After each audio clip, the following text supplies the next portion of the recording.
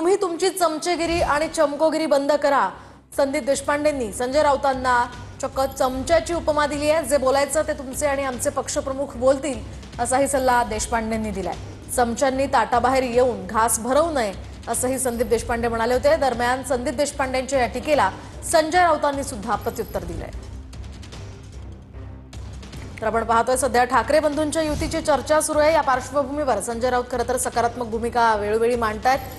त्यावरून संदीप देशपांडेंनी ही टीका केली आणि त्यांच्या या टीकेला आता संजय राऊतांनी सुद्धा उत्तर दिले। चक्क संदीप देशपांडेंनी संजय राऊतांना चमच्याची उपमा दिली होती।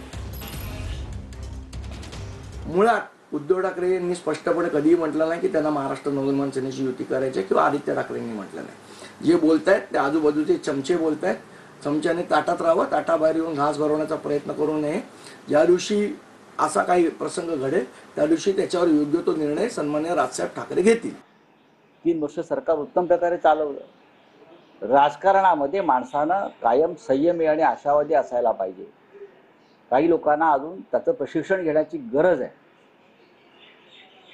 नुसता उठवळपणा करून राजकारणात कुठेही चालत नाही।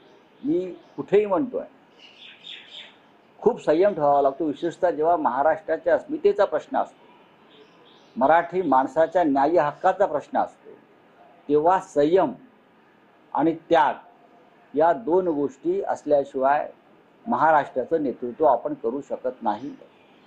काय होणार आहे आणि काय होणार नाही हे माझ्या इतकं कोणालाच माहीत नाही।